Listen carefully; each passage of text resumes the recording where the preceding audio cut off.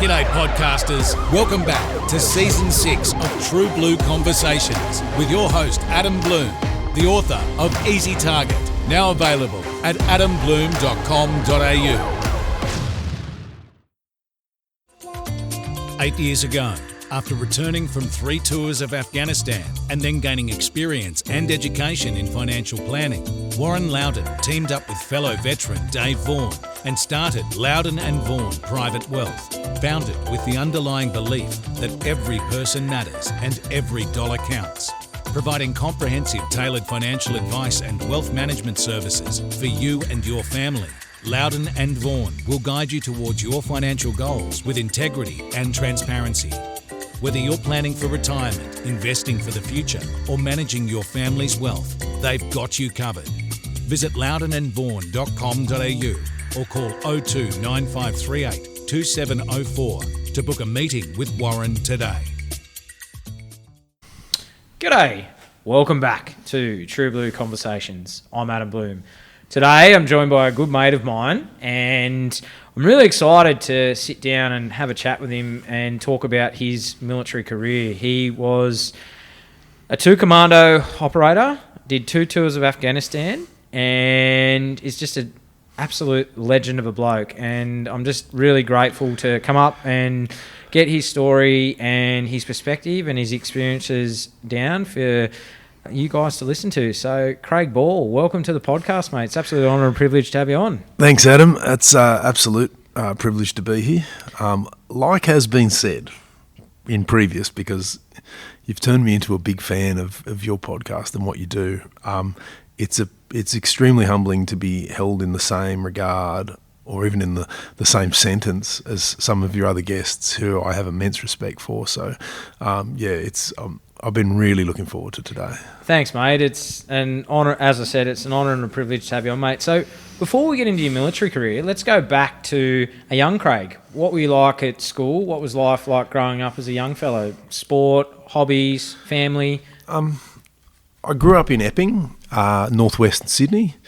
Pretty unremarkable sort of a place, I thought at the time, but I was later to learn the properties there go for quite a bit. They weren't that expensive when I was growing up. It was, but one of my teachers once said it was upper middle class, which he was from Canada, and it was his observation. But it was just a regular upbringing. We had a bush area. We go down and play of an afternoon, and I grew up across the road from 3 brothers.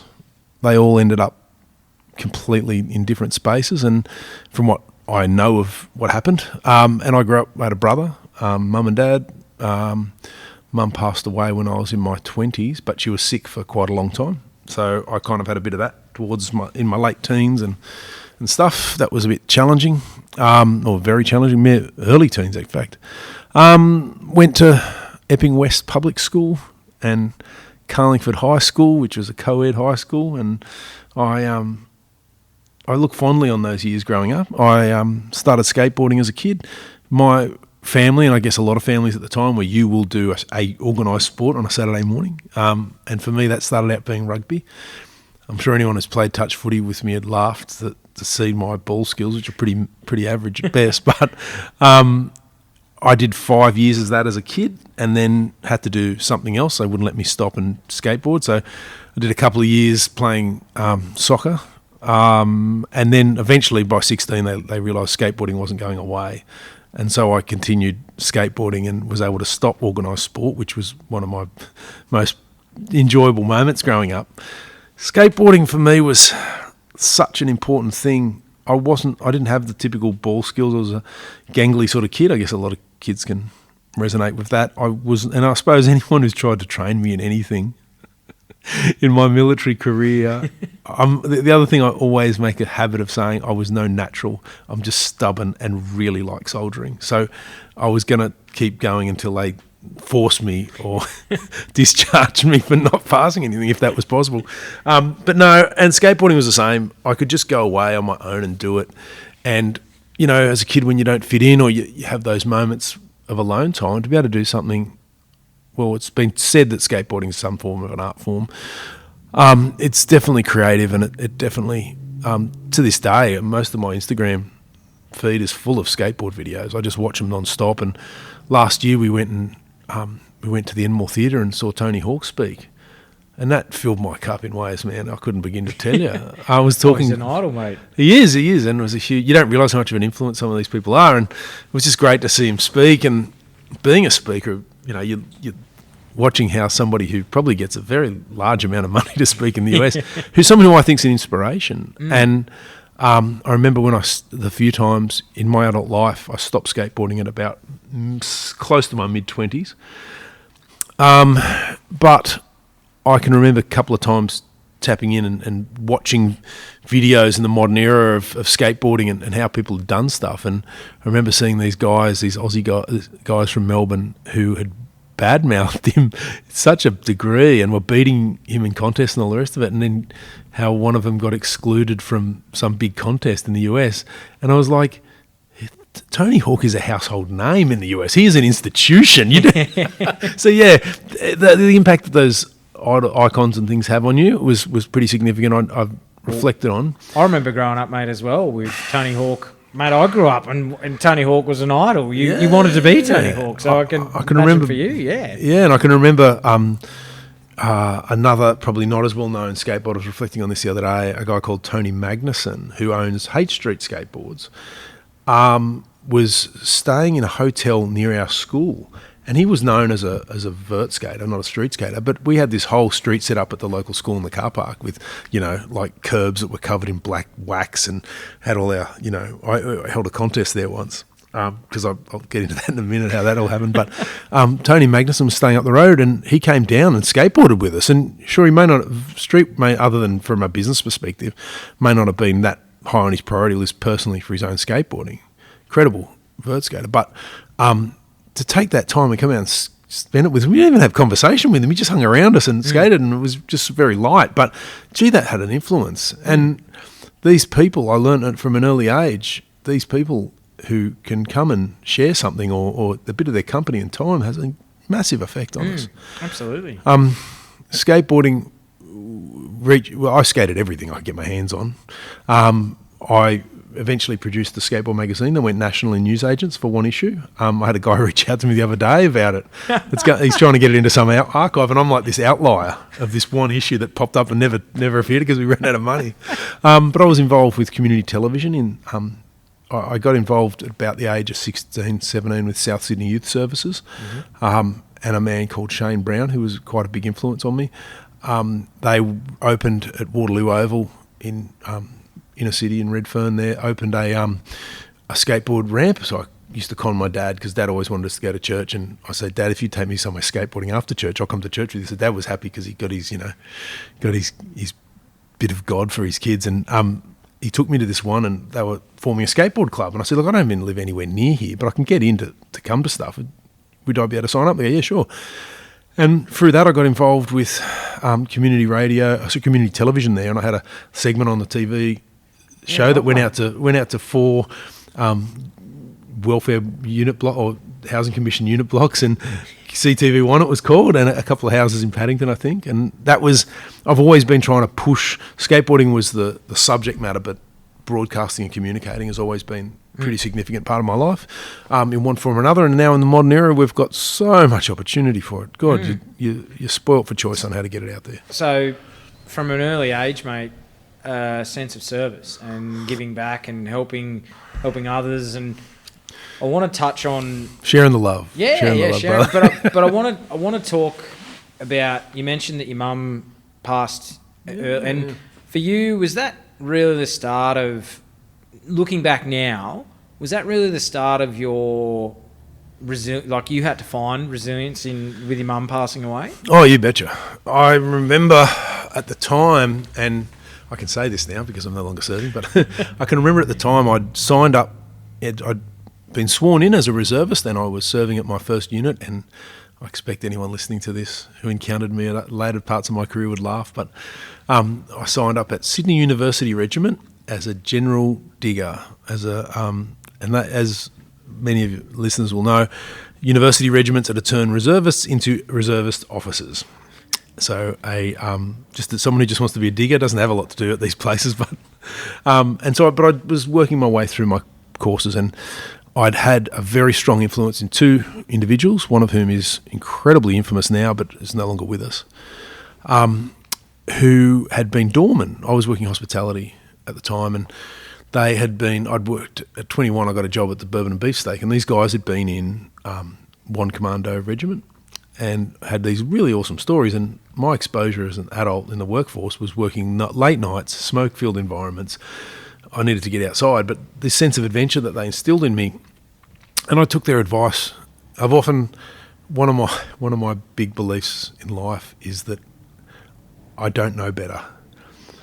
It's probably a bit of humility, I suppose, but I often think I don't know better. Even if I really think I might, I'm often happy to prove that I don't, or find out if I do or not. But if someone gives me advice, I'll take that advice.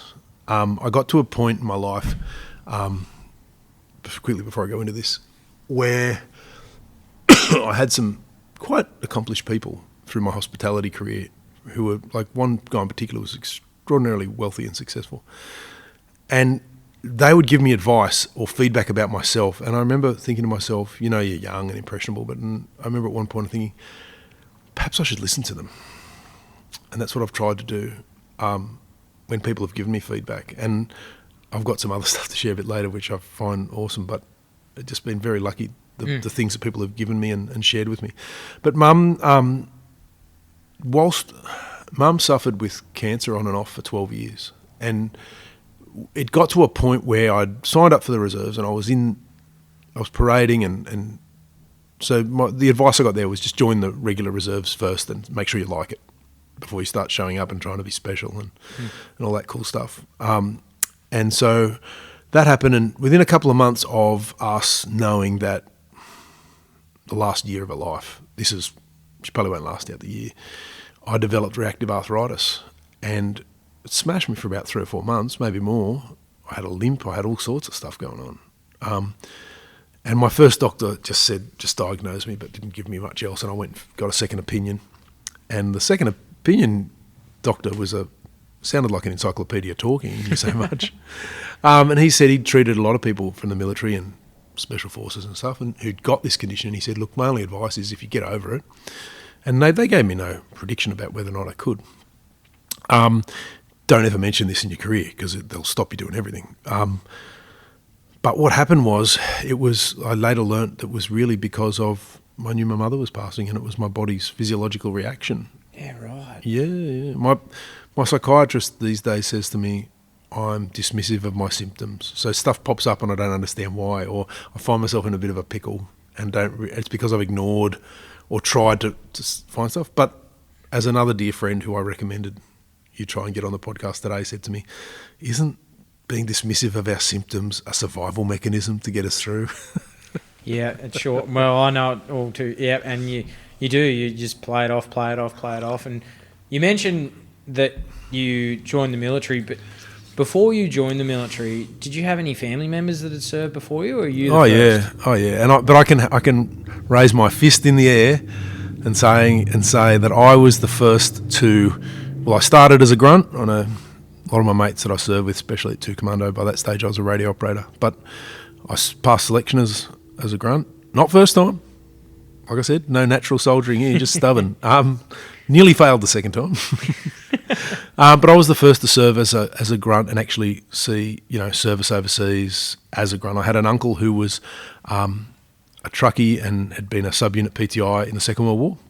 I had a cousin who I miss every day, really, when I reflect on it, who had been a logistics officer, got to the rank of major and turned down staff college because he cared too much about diggers and wanted to be around diggers all the time. He was an incredible leader.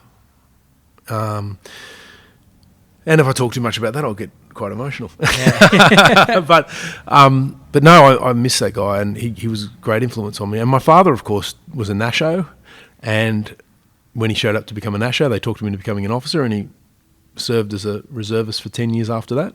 Infantry, always encouraged me to do infantry. And so, yeah, a pretty proud history. There's probably lineages that go back. Of course, these things don't sit in isolation, but a lot to be proud of. And that cousin who I mentioned in logistics, his son became an officer as well, and just like his dad, was constantly getting great opportunities because of how good an officer he is. Yeah, and right. I'm really, Yeah, although I don't see much of them, I'm really proud to have people like that in my family. Yeah. Absolutely, mate. And rich family history. And so you joined the army in 1997. 97 or 98, I should have got my service record up, but if I've written that on the thing, then I've looked that up and confirmed it. So I think it's 97, yeah. 97, and... November 97, I got sworn in out at Headquarters 2 Division at Randwick. So it's a long day. You joined there, mate, and you joined in really peacetime. And for you, did the army give you a sense of direction and purpose? And what do you remember of your basic training? Okay. I remember it was very short. I was one of the last 2-week recruit courses. And as anybody would know who's served, you learn nothing in that time. Yes, it did. I was at a point in my life where I had made bad choices in terms of my career. Hospitality, whilst helped me to build rapport, so probably was a good choice.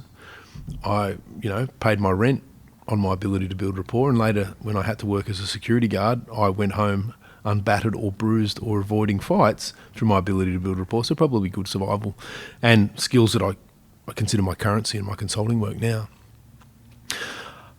However, I was at a point where I was either, work some boring jobs in hotels to become some sort of a manager, food and beverage, and work my way up that. If I just kept showing up. And for me, I needed to strive for something. I needed something bigger than myself. And for me, hospitality management was not it. No disrespect to anybody who is one. I take my hat off to you, but I could not do it. Just like I said to one of the guys I used to work doors with years later when I was serving, and I saw him at one of the bars. He was working out and having a chat to him. And I go, mate, I have so much respect for you guys because you do day in, day out what I could not do. I could stick it out for 18 months or nearly 2 years, and that was enough. I couldn't do any more. And so those guys deserve respect to a large degree. But what I did do, and this is what I've shared with some of my audiences since, if you don't know what to do with your life, if you don't have any direction, look at yourself with as much introspection as you can and say, where do I need some help? Where do I need to develop myself? And for me, it was definitely I needed to develop some discipline, and I wanted to get in shape. Plus, I wanted some adventure. So, Army, perfect. Even if it's just as a reservist, I got way more adventure than the last place I worked in as I was becoming a reservist was a very small bar that I could touch the roof of. And you're a pretty tall guy, so... That's it. So, yeah, it wasn't hard to touch the roof. I wasn't on tippy toes or anything, but it was a small bar, great little spot. Unfortunately, it's no longer around, but I got some of my greatest life lessons from that. Stuff that's helped me in this stead to this day, and I had met some incredible people. And at the time, made a little bit of money in tips and things. It was good fun. But I think upon those days fondly, of course, but the Army was, when things really started to pick up for me, I think. So you joined the Army, and then you joined One Commando. And where did the idea of joining One Commando come from? From these 2 doormen I'd work with at the Bourbon. So one of them ended up being a person, if anybody follows the Underbelly series, one of them ended up being one of the people on Underbelly Badness. I'm not saying any more about it. I'll leave that up to people to follow that up and find it and read about that person. But that was, I'm not going to say even his name, and he's no longer with us, but God rest his soul. But he was an influence. And another gentleman who I probably wouldn't want me mentioning in the same breath either, who was a huge influence, and he actually was there after I got qualified, and had done a lot of time there, and it was great to sort of spend a bit of time with him there and stuff. He used to give me a hard time, which was fun. But it was a hard road. I didn't get in, like I said, didn't pass first time, and it represented something much bigger than myself and gave me many more life lessons and things that I thought I'd get otherwise. So was it when you joined One Commando, was it in your face? Because we'll get to eventually you go again, and you then go to round 2, ding ding. Yeah, round 2, ding ding. What are you, compared to your second selection? Mm-hmm. What do you remember of your first selection in One Commando? I remember heaps. So I was one of the first people from that unit to go on. Oh no, there were others before me, but one of the first at the time. Now, please forgive me if I'm completely incorrect in saying I'm one of the first, but I had to do a full-time selection course. So that was in 2000. Barrier test had come in. It was a 3-day smash session. Managed to get through that, and then on to selection. But by this stage, like 2000, you're thinking someone who may not have served might think, a couple of years, good to go. No. Okay, so a couple of years as a reservist is less than well less than 6 months of full-time service. Way less. Plus, keep in mind, for about 3 or 4 months of that, I couldn't really serve, or maybe 6 months with reactive arthritis, couldn't serve at all. Two 2-week training courses and a 3-day barrier. Yeah, sure.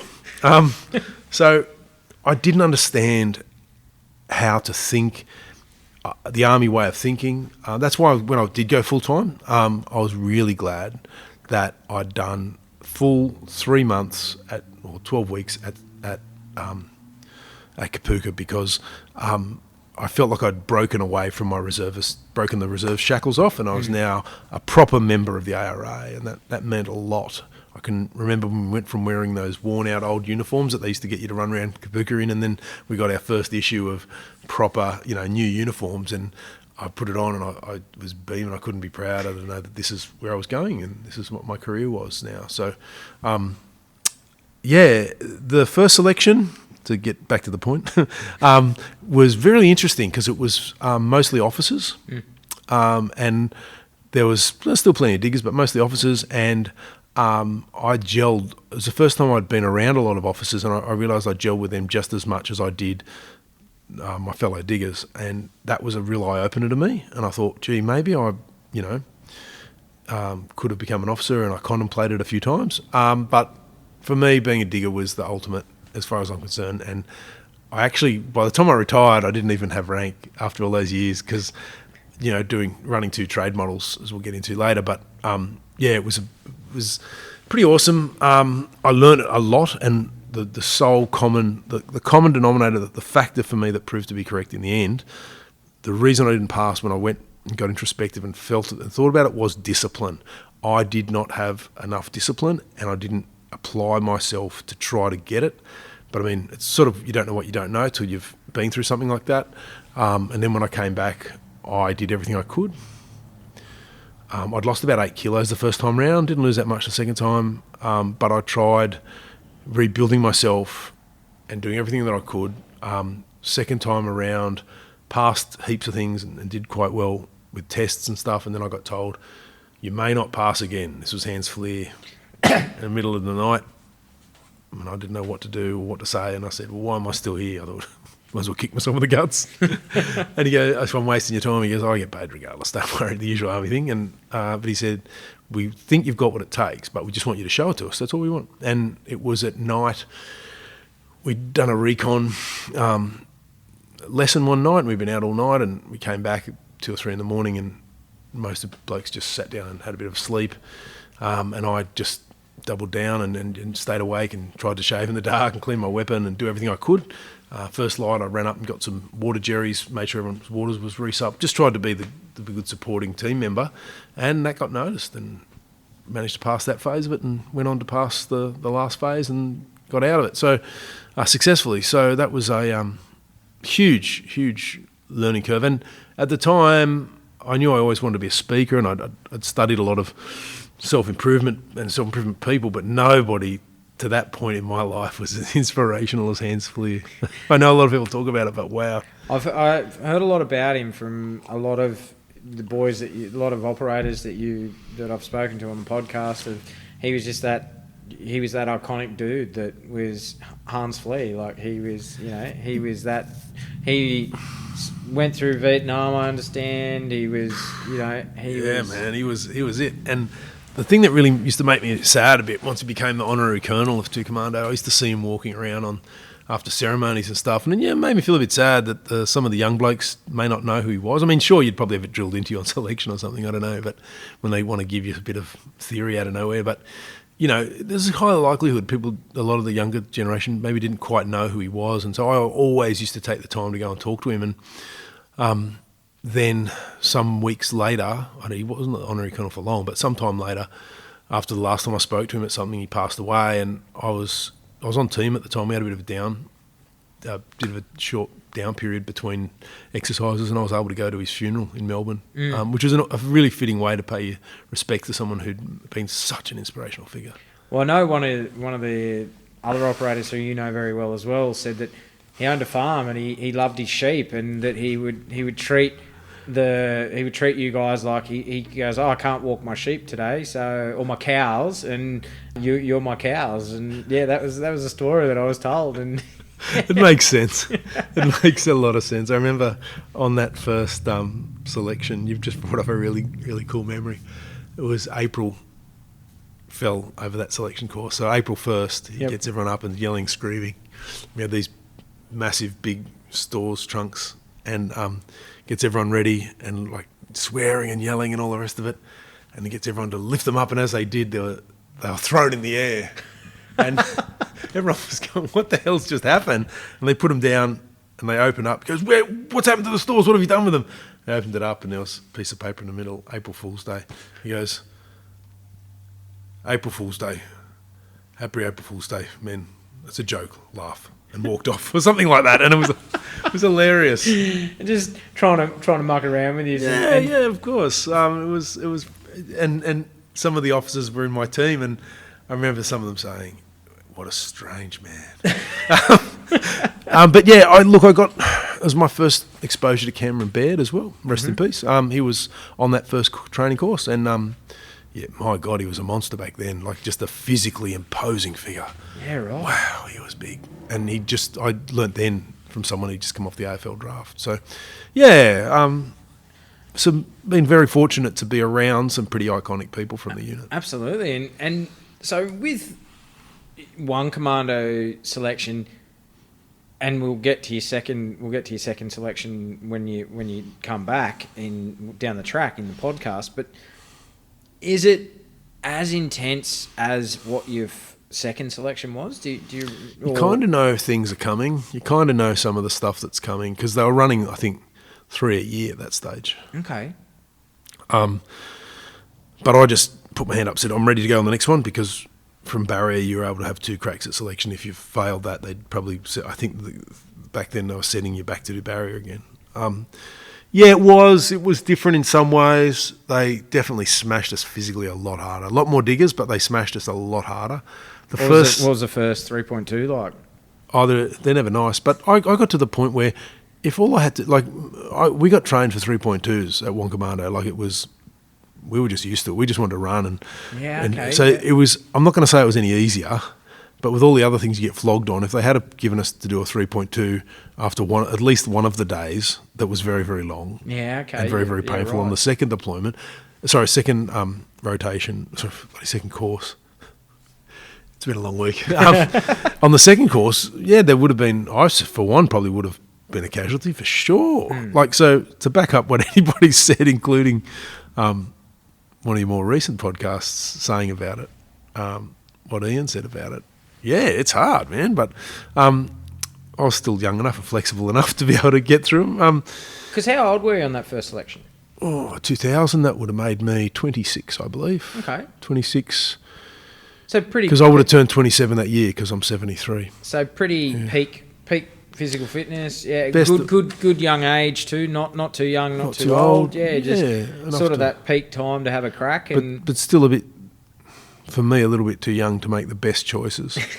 But no, I'd made a few choices at that stage of my life. Some key ones, I guess, but some of the staff were really challenging. Like, they really challenged you hard, and that was good, perhaps in not the nicest of ways. And I remember when I had Hansfully had one-on-ones with everybody on the course, and he goes, don't worry, they're just corporals doing corporal stuff. I go, yeah, no worries. But the next time round, the second course, it was like there'd be a warrant officer and a corporal managing you. It was a different, they tried some new things, and I thought it worked a lot better. But there was one point in the first course where we got to lunchtime. Sorry, we got the end of the middle of the course. There was a 10 clicker. We got the end of the 10 clicker, and I don't care what anyone says. That course, that day, on the earlier one with a higher number of officers, we had the rest of the day off largely. I mean, me being a young lid, I was so busy trying to get the crap out of my weapon. I wasted half the day. But, they had a barbecue lunch. Yeah, And here's me on the course going, don't worry, after tinkling the second time around, there's a barbecue lunch. And we got smashed so mercilessly. After that, it was so merciless that I'm sure there would have been a few people cursing my guts. Going, oh, yeah, what are you doing? What do you know? Yeah. Oh, dear. But for you, the first time passing, what was that like getting your beret? Pretty proud. It took a while, and back then you had to do selection and a para course to do that. So I know it's changed.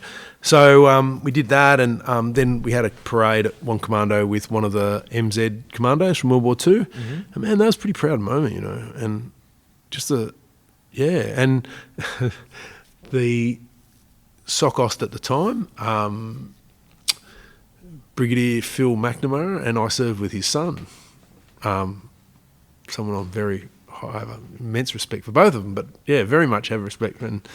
But to have someone who later became my mate's dad give me my beret was pretty amazing, and it was cool as. And then to pass it over to he saluted, and the MZ gentleman came across, and wow, that was just amazing. And I reflect back on that very fondly, I have to say.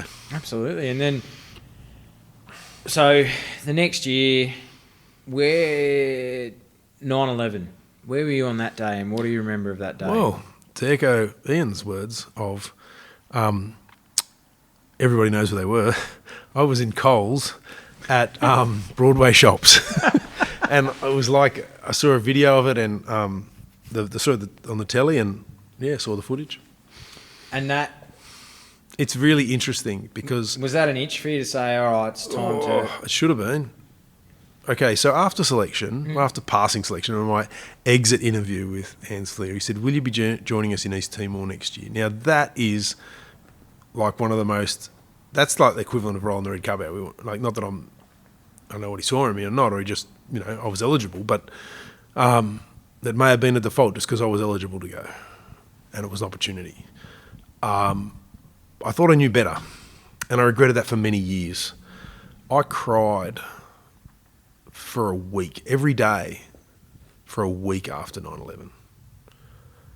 I'd be driving in my car, I'd hear it mentioned on the radio, and I'd just be moved to tears. I'd come home from work or something, bang. But at one point, for 7 days after that, I cried like I'd never cried before. I've cried worse since when mates have passed, but it was pretty bad. And I would have thought that would have pushed me to go do it. I kept persisting as a reservist and doing it for a little bit. I ended up sticking around till about 2002 sometime beyond that. And for whatever reason, it didn't really... I just felt a bit distant from it. I failed a course based not passing the safety part of it, and was removed from the platoon. And so I just hung in support staff for a little bit around one commando, and it was one of the officers, one of the SIG officers approached me, and so I was just hanging out with the loggies or whomever, and suggested I become a SIG. The commitment as a reservist was significant, and that's why I didn't follow that up more as I would have liked to have. Plus, work went in funny directions and it was hard. I had to, I lost my job and had to go back to hospitality, really challenging again, working weekends. So it was really hard to maintain reserve lifestyle. But that's why when I, just for the sake of continuity for my own brain, when I went full time, I thought, well, 33, probably not going to have as much grunt left in me to run around and do stuff. Why don't I'll become a radio operator, like that's where I was going. Like a lot of people end up radio operators, I got lied to about becoming an electronic warfare operator. And they say that to you when you get to the school. We know you've all been lied to. But I ended up as, forging that path towards a radio operator, which I was very happy about.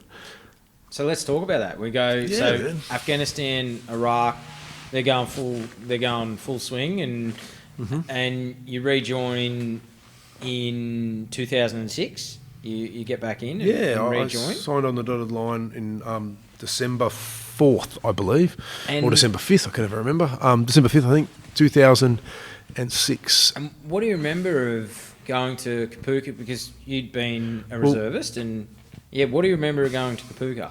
In the lead up to that, I always regretted deeply not going to East Timor. Got to a point where I thought I had a better idea. It turns out I had some great opportunities that I followed up, which I'm very happy that happened in my life instead of going there, but I deeply regretted it for many years. Anzac Day I did not enjoy.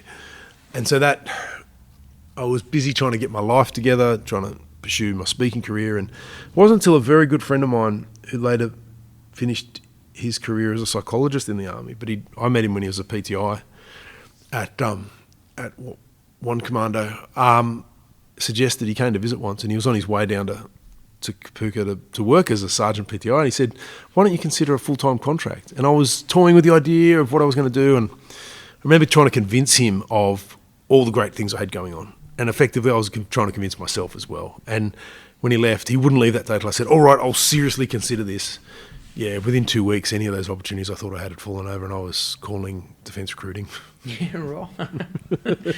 I no longer regret not going to East Timor. I used to have a bit of a niggling regret that I would have gone as a grunt and I would have potentially had an ICB, which is nice to have, but no, they're all just trophies at the end of the day.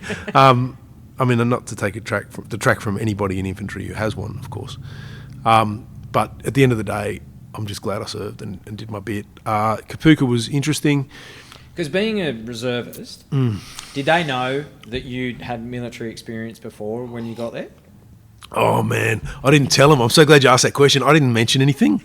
And like about week 8 or something, or maybe earlier, my corporal came out, who was an infantry corporal, and I was really glad I had an infantry corporal, but he got so angry at me. He goes, recruit boy, whatever, get out here. Why didn't you tell me you'd been at one Commando, blah, blah, blah. I said, well, that doesn't mean anything in my life anymore.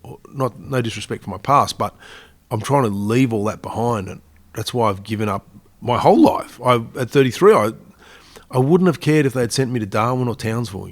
I just had to escape my previous life. It was getting challenging, and I did not want a part of what I was doing, and that was a big piece. I was running away to join the army in a very controlled manner, but to some degree. And he then took this particular corporal, had a couple of cracks at me throughout the course, to which I wasn't going to take that, so I had the hallway, whatever, and banged on the door and had words with him in private, and he thanked me later for the way I approached that. And I said, well, I'm not here to mess with anyone's career. Not that I don't think me as a little digger could, but I'm not here to give you any grief. I'm here to work with you because you're the person who I'm respectful of, because I want to learn from you. I've always respected, whilst I no longer was a grunt, I always had that, and whilst my time, my exposure to becoming a grunt was fairly limited, I always had grunts in mind, and I would say the majority of my friends from my service are grunts, and I'm very proud of that, because whilst I was their radio operator on many occasions, I understood being a grunt, and I also understood my place as a radio operator was a support to them, and whatever they needed was my job to do it for them. And so, yeah, that was I was very proud to serve grunts, you know what I mean? Absolutely. And so you finished your time at Kapooka, march out, probably proud moment again. Yeah, well, proud that it's over, but but none of the weirdest thing, having served previously, was I woke up on the last morning. The second field phase is right near the end, and then we went back the next week to march up and down a parade square to get it right for for final parade, of course. And I remember waking up and thinking, God, like it's full on still, but God, I've been on autopilot for the last 11 weeks. And it was like coming out of a daze. Oh, going to be coming out to the real world again soon. So that was a big part of it. So I was very proud to get through that. And where was your? So you mentioned you come back in as a SIG, and where was initial employment training for SIGs at that time? School of Signals down in Watsonia, in northern Melbourne, northern suburbs of Melbourne. However, was on the trajectory to become a electronic warfare operator, or a bear as they're known. And once I got to the School of Languages, which is the first bit of training, I realised I'd seen they slowly tell you a bit more as you go, and I'd been told enough, and I realised, okay, I've got a language here that it's not that hard to learn. Indonesian isn't a hard language to learn, but I'm going to have it smashed into my head in 22 weeks to try to get to 3rd or 4th year university level. Plus, I've got a bunch of kids straight out of HMAS Cerberus. No disrespect to anyone's been through HMAS Cerberus, but these young people were extraordinarily undisciplined. I can't imagine too many kids could leave high school and be less disciplined. These guys and girls seem less disciplined for having gone through Cerberus, which shocked me. So my standards and me getting a bug up my ass and everything was just, there in spades. So I was getting angry about it all. And I realised, on top of all those things, there's a security clearance here that's extremely hard to get, and I may not get it. So if I get told I can't have a TSPV, they may then say, well, you may only qualify for X, Y, Z. Whereas if I did my numbers and did my sums in my head and thought, I'm not getting any younger, I was probably 34 at the time, I would like to get into the field and serve troops. That is my goal, that is my outcome. And I then, one night at one of these forced training group sessions, which I could not get out of, despite pleading with the head educator to just study in my room, where these kids would carry on like they were watching telly, so I couldn't get anything done. The sergeant, the infantry liaison sergeant, said to, Army liaison sergeant goes, if you don't want to be here, come see me in the morning, I'll get you out of here. I was like, done. Next morning I was in his office, Sarge, I want out. This is my reasons, this is what I've planned, my plan. I cannot get into the field if this doesn't go right. I will miss my chance to do this, and this is my mission. And he goes, he just backed me 100%, which is really supportive. He was a really good guy. And I came back from that to the School of SIGs, had to wait about 8-9 months or maybe longer till I could get on my trade course. So, yeah, right. So you finish at School of SIGs and you post into 4RR Commando at this stage. Correct. I actually knew 2008. That. I was actually hanging around the school that long that I knew that I was going to go there. I had a week off and I was having some physio for something. I was always, I'd go and get preventative physio, which didn't agree with everybody, but I did it anyway. And I remember coming in on the week off I had and having to speak and having a chat to the OC for some reason at Holding Troop. And when I was leaving, one of the wing SM of Holding Wing, or whatever they call themselves, said to me, he was Barry qualified himself, and he said to me, do you want to go to 126? And I said, I wouldn't mind. And he said, well, you wouldn't mind, or do you want it? Being a bit officious, I suppose he was being at the time. And I said, no, I want it. Because at the time, whilst I'm still in the mindset of I don't care where they send me, just need to get away from this old life thing, I knew that to turn that down was a very bad career move. So I said, yeah, great, let's do it. And so he said, it's sorted, it's organised, just pass your course and you're on your way. He said, and I later learnt that they're actually looking for people coming back into the system who may have had commando training to get them into these positions, which is pretty awesome. And I met, whilst I was on my trade course, my SSM from 126 came down, and we had a nice chat, and it changed a lot of things. It was really good. But yeah, got to 4RR in September of 2008. Hung around with Charlie Company for the rest of the year and met some pretty cool people there. Had some great, worked with some good eggs and stuff, and then got posted to Alpha Company November Platoon, 2009, and worked through that year for the deployment in 2010. So Afghanistan's in full swing. Well, this is what happened. This is what also pushed me to go full time and to try to hope my past would help me to get a spot. Being so acutely aware that how much I regretted not going to Timor, I wanted to serve on operations. I wanted to deploy, and that was a driver. That's what got me out of being it got me back into the path of being a radio operator, and got me, was my driving factor. And everything was based around, all my PT at the school.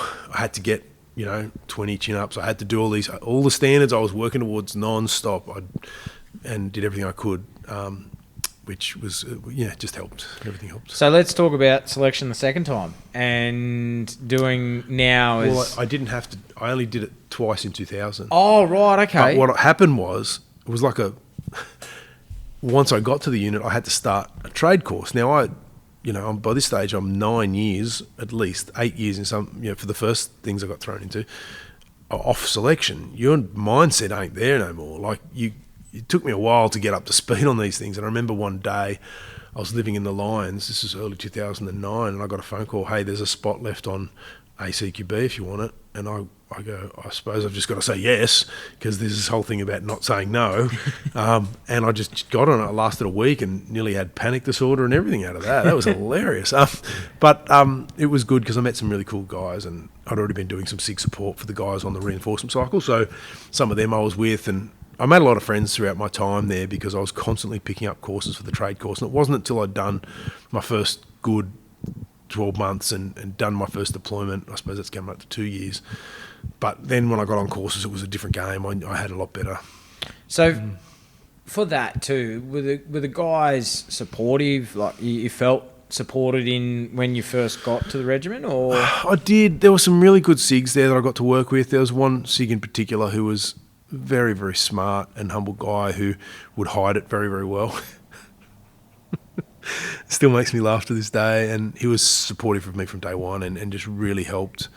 Some of the bears were amazing, and I don't really have many bad words to say about anybody. I was lucky enough to serve with, like I suppose we said in the truck on the way here, had I not served, these people would be my heroes. I'm lucky enough to they're either my colleagues or my friends, and that's a pretty humbling thing. And as you say, like they were in the truck, they were your heroes. But mate, to serve alongside them and call them brothers, like it's pretty special. And to see why people got their reputations. Like I got put on ACQB a second time in 2009, late 2009, after I'd been rolling with my platoon, with November platoon, to try to get us whatever skills we could somehow glean before we went over. For everybody else from November platoon, they just needed to pick up ACQB as part of their trade model to deploy again. But for me, it was just shove him in and see what happens. And I made it to the last week, and I was getting bum drummed by one of the instructors who I won't really go into. But the senior who came off, he wasn't senior instructor on the course. He'd come in as what I could tell an advisor. But this guy is instrumental in the development of the commando capability, who had a reputation as a very hard hitter. Today I would call him a friend for sure. Yeah, I'm pumped to know him. But when he removed me, I fully grasped why he had this reputation. I felt supportive. I've even said this to him since. I felt supported. I felt respected. And I was just like, wow, you are as awesome as they say. Like, it was just, to know I was part of that organisation was great. And then when I got back to the platoon, my platoon commander said, we certainly didn't expect you to get that far. So that was awesome. It was a win. And I'd learnt, having failed selection the very first time, that progress is a win. And they gave us 5 weeks of pistol preschool in the lead up to it. For 5 weeks, 1 hour a day after work, we went to the pistol range and shot pistols non-stop. And your skills just go through the roof. Like, God. It's muscle memory. Yeah. And I can't remember for sure if we did it again. I don't think we did it again in 2010 when I did it again, but all the guys that I'd been serving overseas with the Alpha Company were running it again, and it was the second time I did it, and I got through the second time. Well, I suppose if you consider that first week of getting, it was my third attempt, I suppose, but it was just such a great program, to be honest. It's such a challenging course. So for people who aren't aware, and some people, so you've got how it works, and I've had one of your other SIGs on, and someone you know very well. And for people who aren't aware, and this was a few years ago, and we've had new listeners, there's category A and cat B, and there's shooters, and then there's you can keep your support staff, and you can keep your trade. So you were cat B, is that right? Yeah, I guess I was considered cat B, but there was very fast being told cat B will no longer exist in the future. So we're holding you to the same standards. That's what I remember being told. It was immensely challenging, and just a huge learning curve. And in between that, the reason, like I said earlier, why I got out after 7.5 years without rank was, and I had a mate that I served with, who I went through my trade course with, who by that stage was a sergeant, because I was constantly either working on SIG trade model courses or commando trade models. And commando trade model always won. That was the priority. And any SIG stuff I could fit around there, I would do as best I could. Yeah, right. Plus, every second year, I mean, I was only there 5 years, but I say only. Every second year, when you weren't deploying or building up for deployment, you're on tag. So I did 2 years on tag. How you don't come away with chronic fatigue after serving a year on tag? I don't know. I'm now starting to explore, and I'll be very interested to see what my psychiatrist says next week, but I'm now starting to explore whether my my OCD wasn't partly contributing to the chronic fatigue, because I was just so wound up with what I had to be this, having not grown up enculturated with it for a lot longer, potentially. However, in the build-up to that first deployment, we lost, I was on the ground when Mason died, and that was very sad. That was one of the most challenging things at that stage. Went through the deployment. It was an incredible bunch of guys. We gripped it up and did the funeral duty, and then got it together and did all the courses and build up. And I remember one of the courses I was able to squeeze in was one of my subject courses for corporal, which was 5 weeks at the School of SIGs making HF radio antennas. I just managed to squeeze it in before Christmas, and when I did, I'd forgotten that a bunch of guys from the platoon and the company were down doing Bushmaster training. So they were doing Bushmaster training at Pucker, and then I ran into them one night at Transport Hotel in opposite the big train station down in Melbourne, and it was just so cool to see him again. It was like such a nice feeling, and it was just good. I've made some amazing friendships out of that, and just awesome. And finally, after moving up here 2 years ago, the Central Coast, it feels like the circuit's complete, because we lived for 5 years in Penrith, and I made some great friendships, and I'm about to reach out to somebody now who has been a big supporter, who started him and his mate started the Penrith Men's Walk and Talk, which is running a men's walk's become something that I do now too. But he, other than him and some of their cohort, I didn't have a mate that I served with anywhere close, and now I have a mate or a couple of mates I serve with, but one who I serve quite closely with at 2 Commando lives just around the corner. So that's awesome. It's not. It feels like the circuit's complete. You know, like I've got the lovely relaxed location to live. I've got, I'm setting everything up for my happier life. We're gonna talk about mental health shortly, and of course, yeah. But I want to talk about. Do you think if in your 20s you had have gone full time and you had have gone to 2nd Commando, 4IR Commando, it was getting eventually it got re-rolled as the 2nd Commando Regiment in 2009. Being older when you got to the unit, do you feel that you would have been able to cope with the pressures when you're in your when you were in your late 20s compared to what you were? And do you reckon being that little bit older helped, but it also was a bit of a demise too, being not that you were in your 20s? It was kind of funny, because had I have gone full time and gone to 2001, had I gone to Timor with 4IR, I have no doubt I would have gone full time. I just liked it that much. But it's funny, you wound up on a course and someone's de-essing you, who you look at their age and how long they've been around the unit, you would have been in a similar age and hopefully rank break it. But no, I think it was better the way it worked out for me, because in that 2001, in that year, that's when I discovered rational emotive behaviour therapy, which is a philosophy of living as well as a type of therapy, as much as anything else. And that going into deploying and working in war zones with that knowledge, I mean, I taught it to people, like I'm intimately involved with that understanding and way of thinking, which is very closely based in Stoic philosophy as well. That's probably what helped me. But I'll tell you what, man, the wheels fell off. I noticed the wheels falling off on my first deployment. It was pretty challenging. I had, and look, I've met with this platoon commander, and there's nothing. I have nothing, no axe to grind, and I don't even know if there was after 13 years since it happened, like when I first saw him.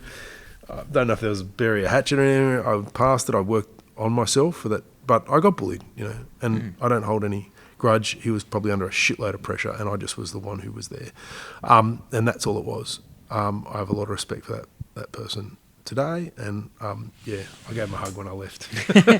But what I want to say is that plus Mason's passing, plus then the helicopter crash on the 21st of June when we lost Tim, Ben and Scotty, was devastating. And I came home and I couldn't think about that deployment without being moved to tears. And I remember a mate of mine called me. It was one of the sergeants to see that I was okay, and he goes, "Hey, dude, you're supposed to be at work." I'd been told nothing. I just came home and went on leave. And I go, "Why?" He goes, "It's just a duty of care thing." And I go, and I switched back into work mode. I go, "Yeah, I'm okay," but I couldn't. It was like being drunk all the time. Like, the adjustment disorder is a real thing. I struggled, man. And so, it was, and then after that, you come back, have a holiday, have some leave. I always took the maximum leave. I could never understand people who had banked up leave. Every time I had a chance to take leave, I took everything I could. Maybe they just loved it more than me, but yeah, the wheels started to fall off from then. And being hard-headed, I decided to go back and have another deployment, just because it took me a while to feel ready, but to try to make up for a bad one. But it wasn't until I had very little treatment. I mean, you do a post-operational psychology screening. I remember at one of them, the psych putting it on. She wasn't in a uniform psych. She said, well, not that I could tell, she was dressed in plain clothes. She goes, "Did you kill anyone?" Almost like she was sort of taunting me or something. It was very weird. And I was like, I felt like telling her, "Hey, you want to be careful who you ask that question to around here, because that's, yeah, there's some people who'll give you the numbers." It was full on. I came back, passed ACQB later that year, as I said, and then went on to tag. And I lived by myself. I'd have weeks where I'd be at home every night, and before too long, got on, start drinking a bottle of red in an evening. That's not hard to do. Or started with half a bottle, became a bottle after a while, and then I just went, "Hang on, I'm not happy with the way I'm acting here," and I was able to pull myself back from that. Well, let's just go back a second. Yeah. Your lead up, as you said, Mason passed away, and that's you were there, and you. I was on the ground. It was you're on the outer ground. quarter, Yeah, outer cordon. you're on the ground, and like experiencing death. Yeah. You'd experienced that with your mum, but this is the first time you'd seen it in a military sense. Totally, and I was having beers with him a month before for my birthday. Yeah, and what was like that was pretty. And for you getting ready to deploy, like you're going into Afghanistan. It is hot. In 2010, it was a hot place to go. Like you were, and arrived in February. Yeah, and for you, we'll get to June as well. Like what happened with the boys, but for you, like had that sunk in that I'm. Like, I could lose my life. Like, it could happen to any of us. It could happen to any of us. How are you mentally preparing for... You lost Mace, and then how are you mentally preparing for your first trip in 2010? I was just trying to get past the grief. The grief was... We had like 9 days there out at Coltana, and it was really challenging. I was just so stricken with grief. It was so hard, and I'll never forget... the Padre showing up, Mau Monu, who later married Teresa and I. And he's the most amazing person that you would want to have, to be in his care as somebody who has a career in the cloth. And he was just amazing. And his eyes were red. You could tell he'd been crying with the family. That's how deep it went for somebody like that. Just to have him around, it was just really challenging. And I'm a griever, whereas I don't. Whilst one of our sergeants was a former PTI in the Royal Marines, and was like, someone once told me he won a competition of the fittest man in the UK. I have no reason to doubt that. And he ran a PT session for us that was really lighthearted and fun, hard work as usual, but lighthearted and fun, and that got everyone out of their funk to a degree. But later on, or maybe before then, playing touch footy and stuff, and I had the opportunity to go help prepare the drinks for everyone. I just went and did it because running around wasn't helping my grief. My grief had to sort of soak through me a little bit more as a more pervasive feeling. So just taking the time to get past that, coming home again, and doing whatever I could, just working through it. I didn't really have much of a strategy. I was just trying to get on with stuff. And like I probably would have today, it was full on, man. It was really, really hard. We just tried to make... You're in a bit of a culture of this pretty tribal, I guess, and so we're working and thinking together as a cohesive unit. That's kind of what it felt like, and so we just were working to the common aim of doing the best we could on the next trip in Mason's honour, because he was such a high performer. That's just what we wanted to do, and it felt good being part of the group. It almost like his passing brought us probably closer together in a lot of ways. Yeah, right. And then what was it like? So you mentioned earlier on that you were kicking yourself that you missed out on East Timor. I don't feel that way anymore. You don't feel that way anymore. You don't feel that way anymore. But then your first trip, you were in Afghanistan. This is one of my favourite stories. The first hit out, right? Yeah. It was my very first hit out. And I'll never forget when I was slipping off the side of the hill because it had like this shaly rock that was... And I remember the platoon commander said to me, "Welcome to first grade." And I had my ass handed to me that night.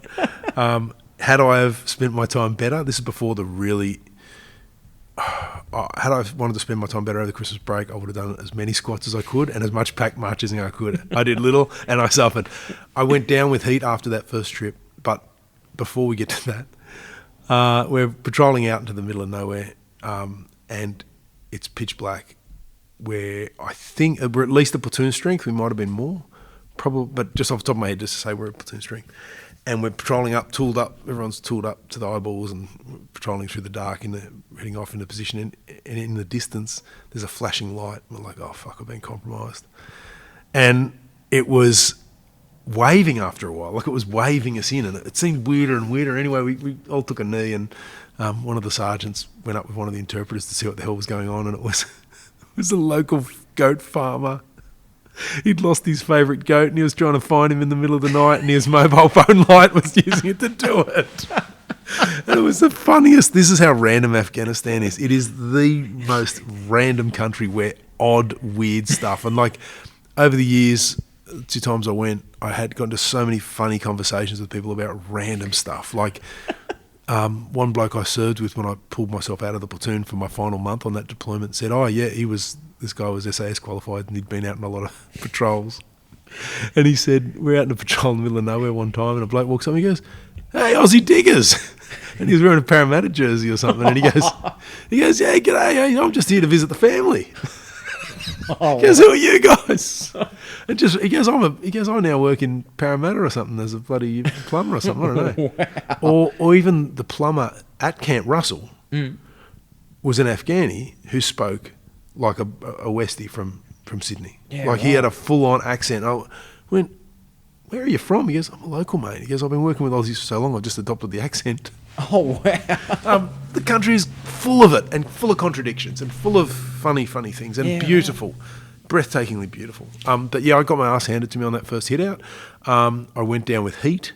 I needed at least, and I just was looking through my med docs the other day, and I just found the report on it, and I needed at least 4 litres to be put back into me. Wow. Considering the human body has about 6 in it, I was in pretty bad shape. And I remember reading some of the writing, and it said, has put X amount of litres in, whatever it is, has not responded yet.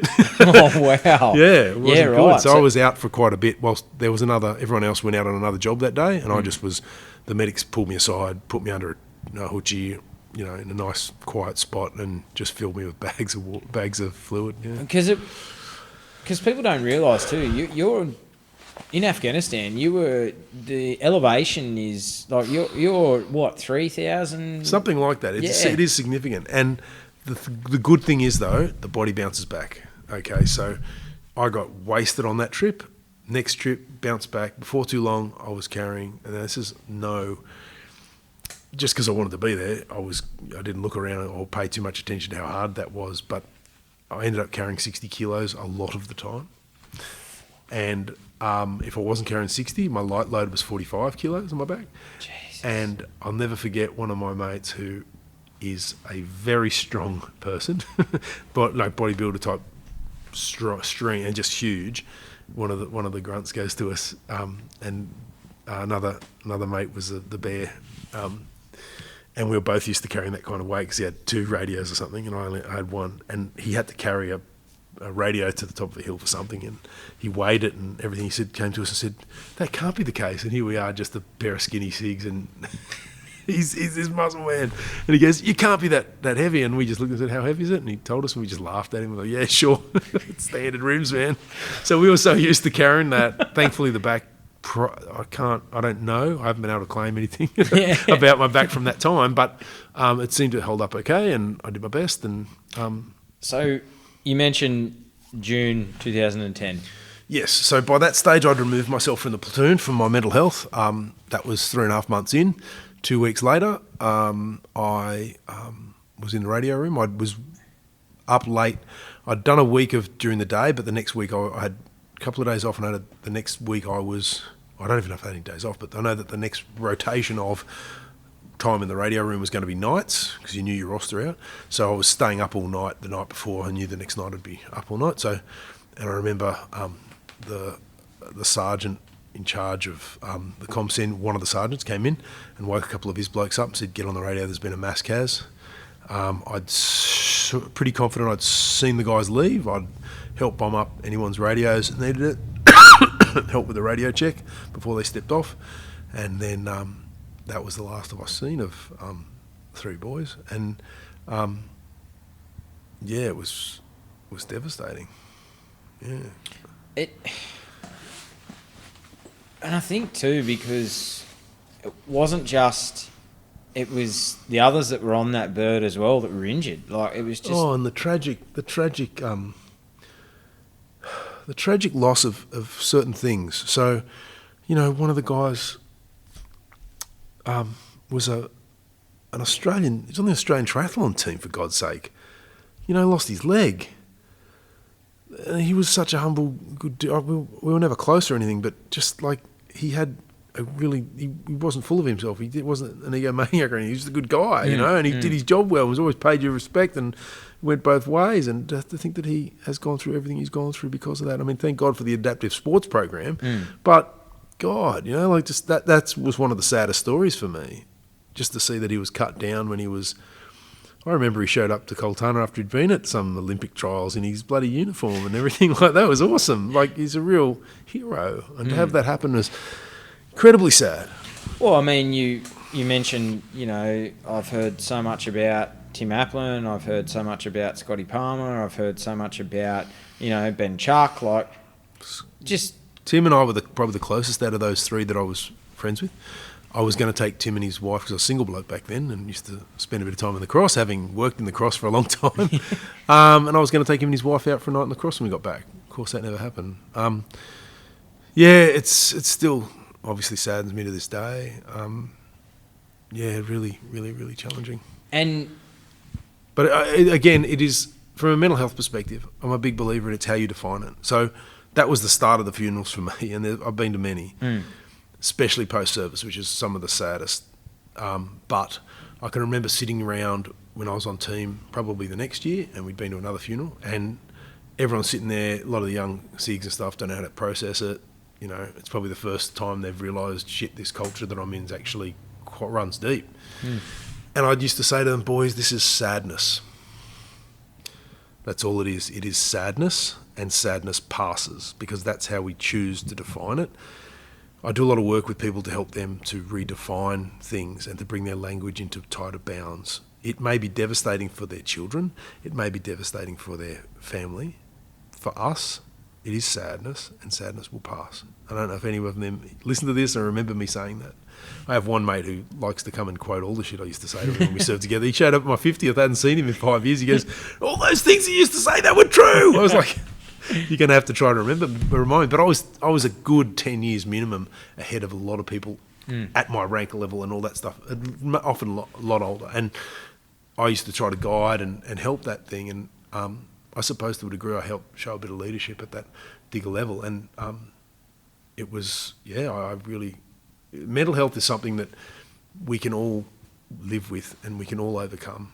Everyone's had it in some form or another, whether they... As my favourite psychologist said, who's no longer alive, Albert Ellis, said, nobody gets out of this life unscathed. And there's a very small percentage who don't come out with some sort of psychological injury. So we're all in it together. It'll all happen to us sooner or later. Absolutely. And I was speaking to one of your fellow operators, and he put it in a really great context of...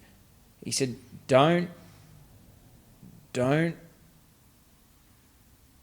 think, like, don't be sad of the guys that passed.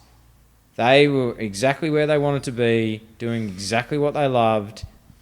They went out the way that they wanted to. However, let me just add sort of an aside. Please. At the ramp ceremony for Tim, Ben and Scott, one of the blokes got up and said, you might often, it's common for us to say, don't feel sad for them because they were doing what they loved. What Tim really loved was getting on the beers. I thought it was awesome. So, just be sad the fact that he didn't go out when he was on the beers. Yeah, and that's that's right. But as he put it in a really great context of these guys don't feel like, yes, never forget them and their service and their sacrifice, but they died doing what they loved, and I think it's something that I reflected on and recently with the loss of my good friend and someone you knew in the regiment really well, Nick Hill, and I was struggling after he was tragically killed in the US last year,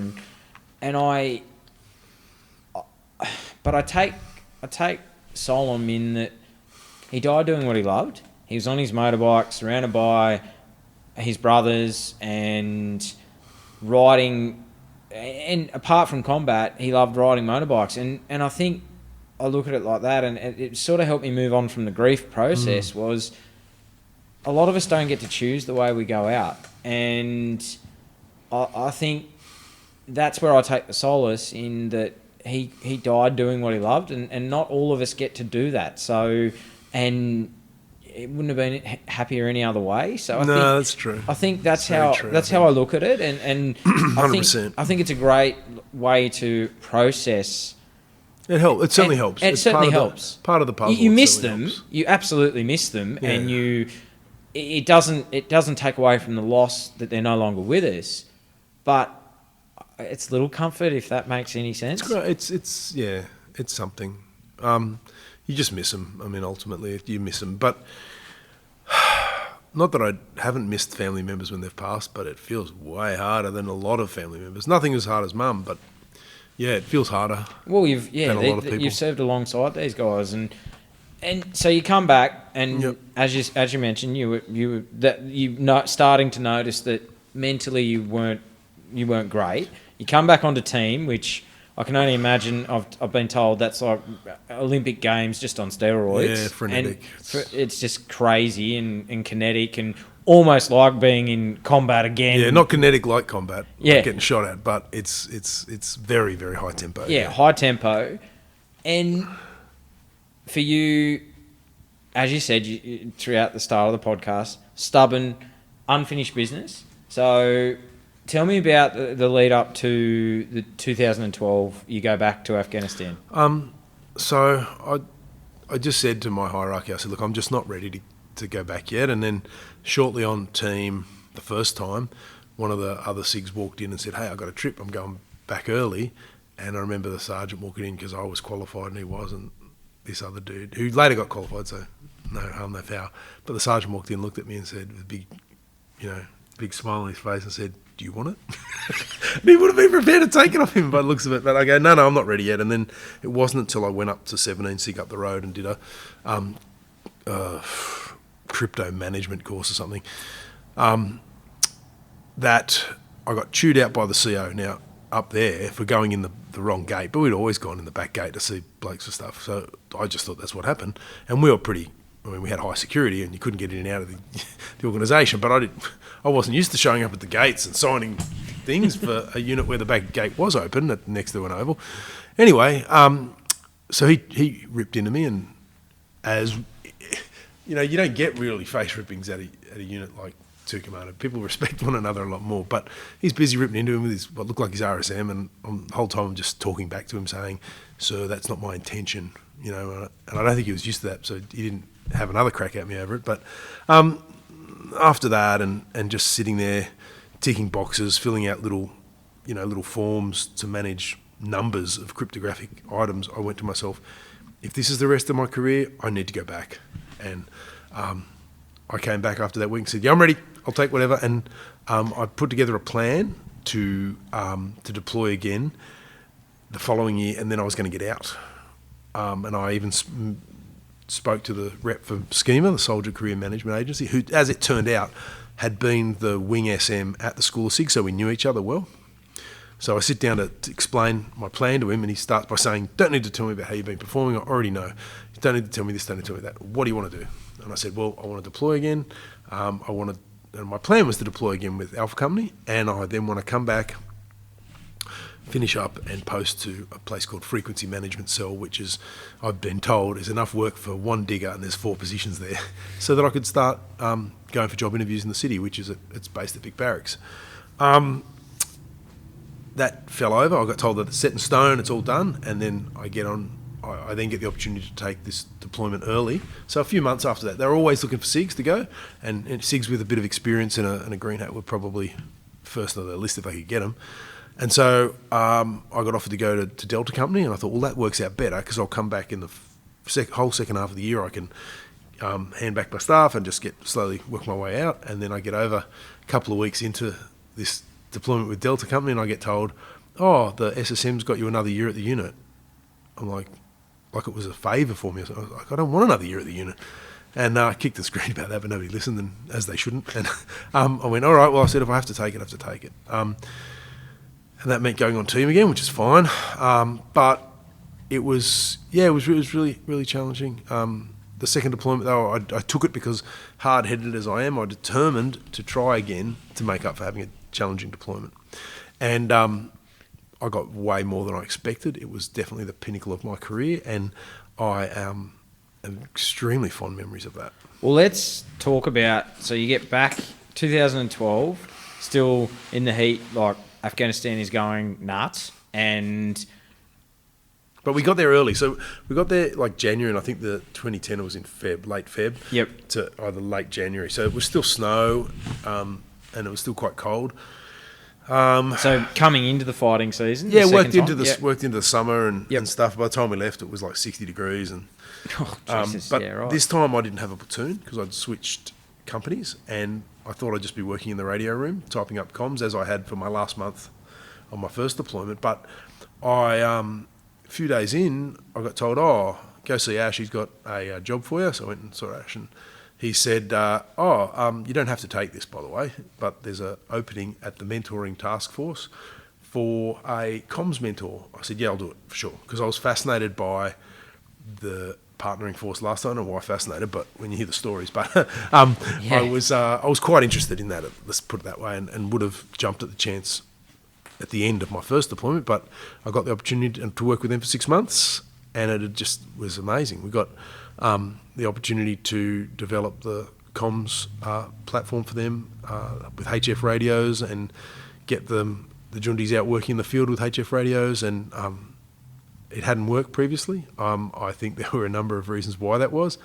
One of the assumptions that I made, which I didn't hold any judgment of the people who'd come previously to me, but one of the assumptions I made was perhaps the guys that had come through previously, their main exposure to adult learning post-school would have been training in the military. So they may have perhaps had, it's a fair assumption, they may have perhaps taken that military approach, like a bit like Kapuka, but a bit like School of Six, somewhere in the middle, and taken that military approach. Whereas you're talking about blokes who used to show up before I got there, but in the early days, and it's in Mark Donaldson's book, they used to show up stoned.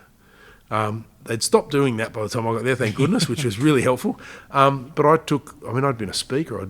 I'd spoken I'd done over 100 presentations in high schools. Those kids don't listen if they don't want to. Mm. And just as an aside, prior to signing up full time, I did my last motivational presentation to a high school. And I always talked about my military background. And one girl got up and said, I've got to, by the time I finished, or well into my time speaking in high schools, I changed everything to a series of questions, and still try to make a lot of questions today. And so it encouraged questions. And this girl got up at the end, she said, I've got a question for you. She said, did you go to East Timor? I said, no, I didn't. She goes, so you don't believe in fighting for your country? Ooh, gut punch. I went, and you could almost hear everyone going, ooh. And I said to her, I thought, this is going to be fun. How I respond here is going to really make a difference to this person. And so I said, I took all the ego out of it and dropped away everything, and even the emphasis in my voice. And I said, how do you know what I believe?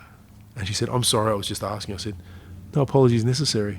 I said, I put myself up here, I asked for questions, and I question all of you. So I want to thank you for your question. I have deeply regretted not going to East Timor for a long, long time. But one thing I can share with all of you, that I'm signing on the dotted line next month to go full-time. This is in November of 2006, and hope to then go and deploy for real.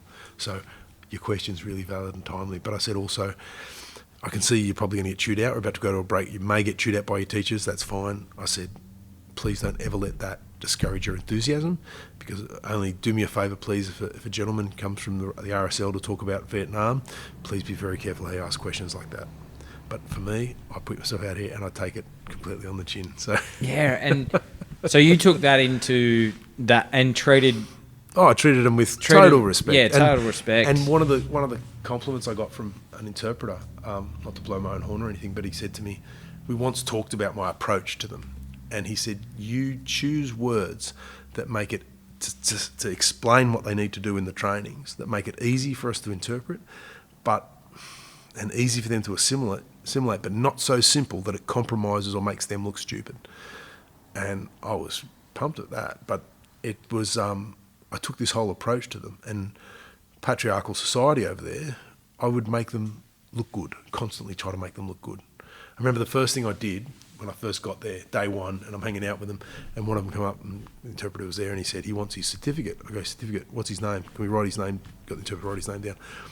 I went and got his certificate, chucked it in the laminator, brought it out, because they'd all done a bunch of training prior to me getting there, but we were sitting on a brick load of certificates that had never been handed out. So he asked for his certificate, and I came out and I said, okay, everybody please stand up.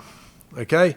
I got to the front of the area and I said, and we called him up and I said, everyone please round of applause once he comes up, and all the rest of it. And we just made a whole show of him. And their sergeant said, looked at the interpreter, said, you got the right guy here.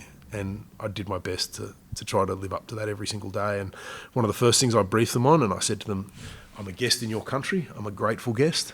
I believe, because I was a big fan of the philosophy of Pygmalion in the classroom, I said, I'm a guest in your country, but I said, I believe that you're incredibly intelligent and that you know how to survive in this country. I do not. You have survived in this country. I have not had that opportunity. I may not be able to survive in this country if I had to, because I don't have your background. I said, lack of formal schooling does not equal intelligence, in my opinion, and my job is to show you how good I believe you are. Wow, that's... 6 months later, we've got the comms capability to work over 200 k's away, because I believed in them and I found the right guys. They came to me. And you took the ego. See, if you had have gone in with a different ego, I don't think you would have achieved what you would have achieved. And I don't think, like, some people would have gone when you were given that. Great, awesome. Oh. You lived it up. You loved it. You ran with it, and you made it your own. And it was, and for you, it was the most rewarding part of your time in Afghanistan. I continually tried to fight this. I tried to call the schema rep from over there and tried to fight it. And one of my bosses, who was the SSM who'd come and seen me at the School of Six, called me one day to ask me how the trip was going. And we had a bit of a chat, and he goes, look, we don't expect much. This is fairly early on. He said, we don't expect much. We, if they get a bit tired, play soccer with them and get them going and try and get them back to the classroom. But if you can't, you can't. We don't expect much. Just do your best and be nice to them. Subsequently, I've disproved everything that I was told about them. Breaks, there'd be breaks, and, they'd want 3-hour lunch breaks. I'd make it so that they had to negotiate every break with me, which meant that they were invested in it, and they would always beat me back to the classroom by a good 5 minutes, every single time. Things like that. And then at one stage, I remember one of them saying to me, when you get out of the army, you have to come back and live in Afghanistan. We'll build you a house next to the warlord and we'll look after you and all the rest of it. And one of the interpreters said to me, do you realise that means that they love you? That might sound like shit and you'll probably die in the first week, but the Taliban will blow you up. But to them, that's the best they can offer you, and that's a pretty significant deal in a country like this. I had a very funny experience early on, or after some time. I got a Pashtun name, which was Hoishal, which means happy, because I was always happy, like, smiling. It was hard not to. They were like the banana splits running around. They were so funny, and they were just really good guys, because I looked for the good in them. Anyway, this one day, this guy came back from a job, and he came up to me and he goes, "Hoshal, attack!" And I just thought he meant Hoshal is attacking. Right? Yeah, that sounds good. And I go, "Yeah, sweet." I go, thumbs up, thanks, mate. Anyway, the next time we come back, a few days later, "Hoshal, attack!" I went, "Cool." And so I went up to one of my interpreters and I said, "What the hell does attack mean?" And he goes, "Ain't no word called attack. What are you talking about?" I said, "This bloke keeps coming up to me going, Hoshal, attack." He goes, "Oh." I go, "What do you mean?" "Oh." He goes, "If they're calling you Hoshal, attack, they love you. And if you're listening at home, go on Wikipedia and look up Hoshal attack." Hoshal, I think it's Hoishal or something loosely like that. Attack. Hoshal attack was something like a 17th century warrior poet. He said, if they're calling you, and philosopher, it was a significant figure in Afghanistan, if they're calling you that, they love you. Yeah, right. I just put it out there. I show them respect and really worked hard to try to show them how much it meant. And I mean, you're never under any illusions. You know that 6 months after you leave, or 6 weeks or 6 days after you leave, everything could turn to shit and the place could fall apart. You just got to live that way. That hopefully somehow in that 6 months or 4.5 months that you're there, you make somebody's life better for some of that time. You've achieved a huge, significant win in a country as war-torn as that. Well, I think too, you mentioned, and we're brought East Timor, but we're past East Timor now. We're past East Timor, but you saw firsthand what a third world country is like, and it made you appreciate coming back home to Australia, like how blessed we are to live in a country that we don't have bombs going off. We don't know we're alive. Yeah, and we don't have dictators ruling our country. Depending who you follow in politics. We won't go down that rabbit hole, but No. but you saw firsthand a war-torn country to then come back here and really appreciate how well we do have it. We do have it very well, and it was challenging, as I've mentioned, to adjust back into it.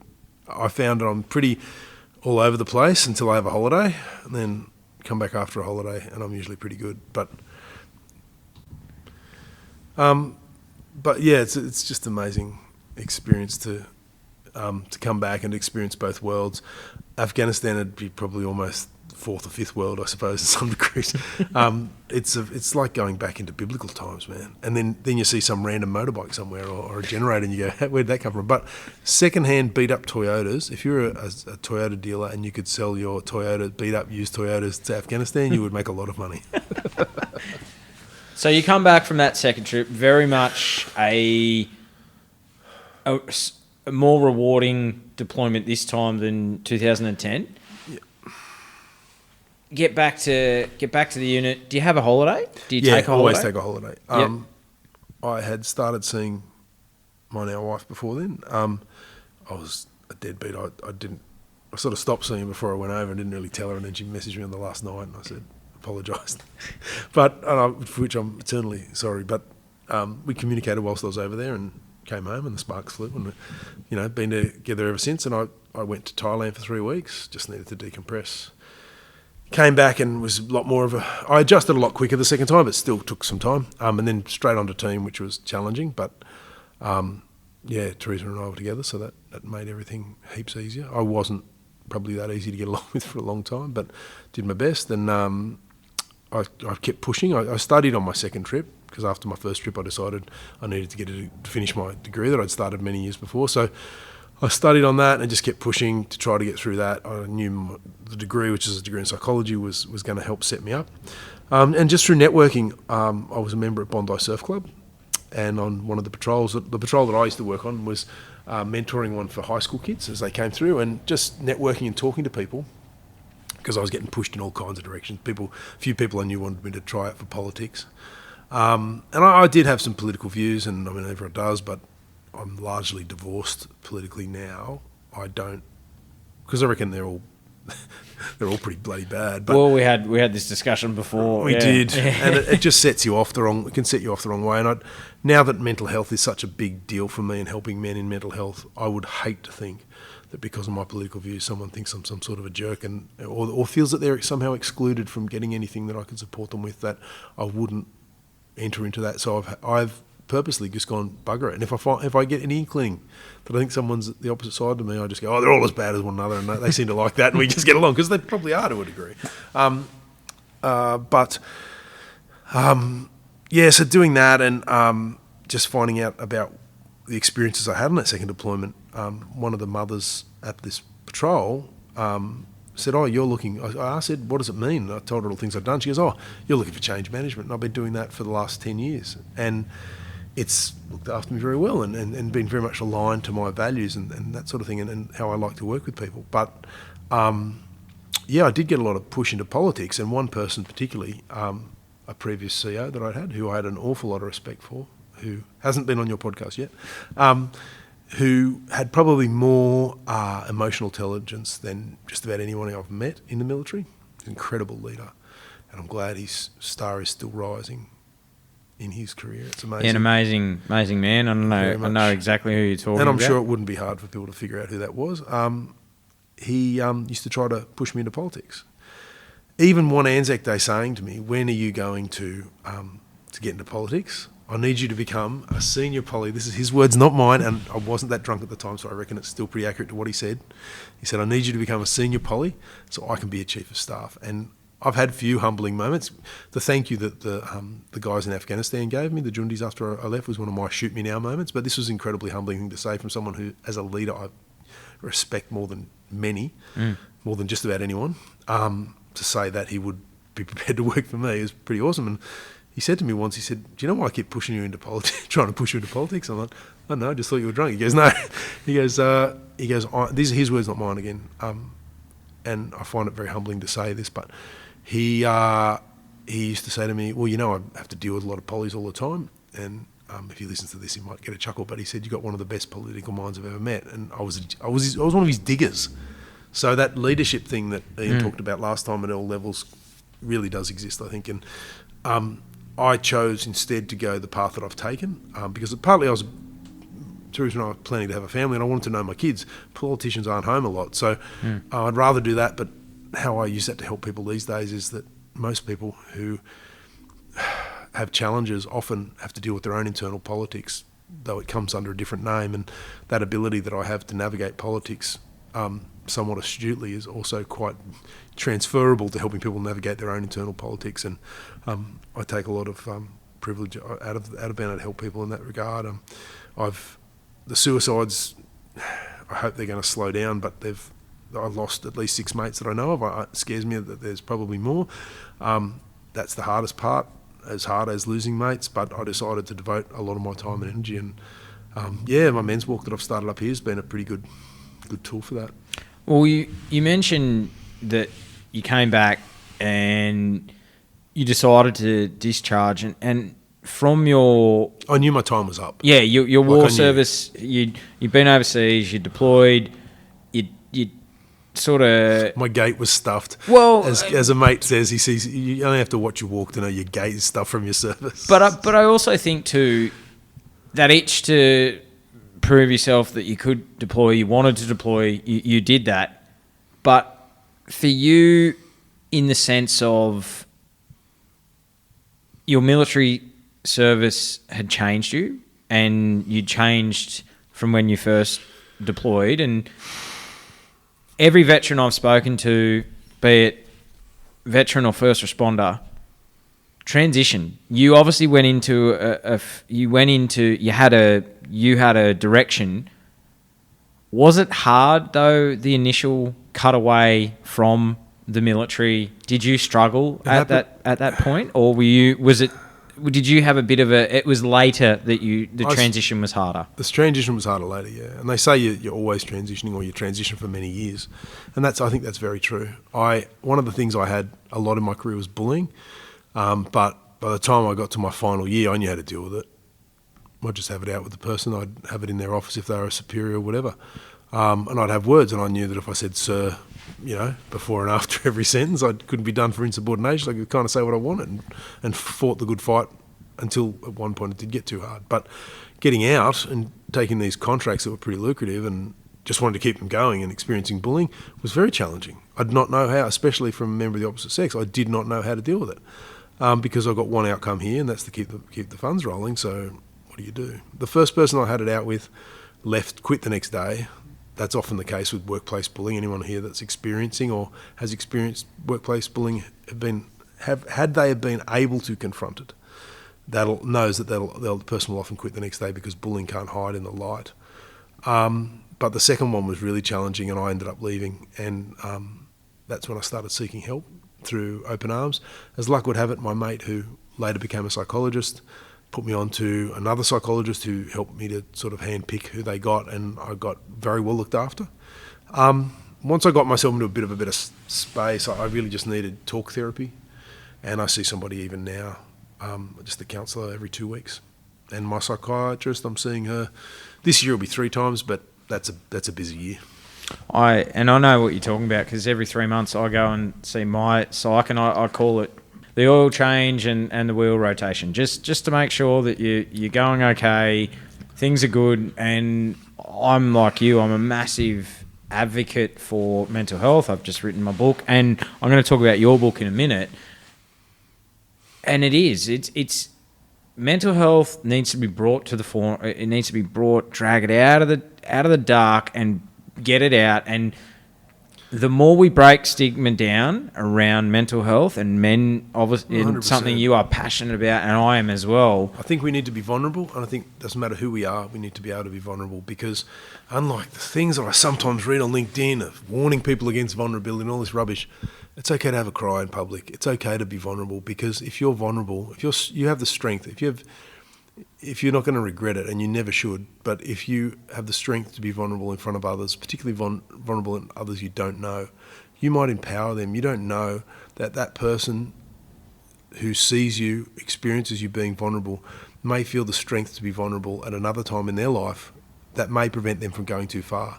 We will never know how far our influence goes in this space, and we should never shy away from the opportunity to step up, share something of ourselves. You might be struggling, you might find it really hard, and your son or daughter may ask you to come and speak at their school, and you may be struggling with the black dog or whatever it is, but if you can fight to get there, fight to speak about it, and fight embarrassment, shame, and any of those other things, anything that might otherwise hold you back, to share your story with somebody, you're going to change somebody's life, whether you realise it or not, and that will make a difference.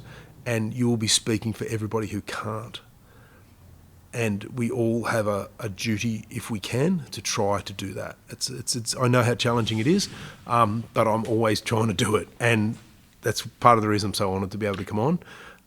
Whenever I get the chance, I do it. And my book was very much a part of that. And it's something that I say as well, mate, and I'm nearly crying with you, and I can see the passion in you sharing that, and because you believe it like I do, because I can see it, because I've seen, and I'm grateful to call you a mate, in the sense of we both want to get those statistics, stop those statistics on that wall. Like, we want to bring those numbers down, and I forever say it, every chance I get is a privilege to say that you are not alone, and it takes courage to speak up, and speaking up takes courage, but speaking up can save your life. Exactly. And the person you save might be yourself. It's certainly the case in my men's walk. There's been nights when I've just felt really ordinary and just needed to go along and go for the walk with the boys.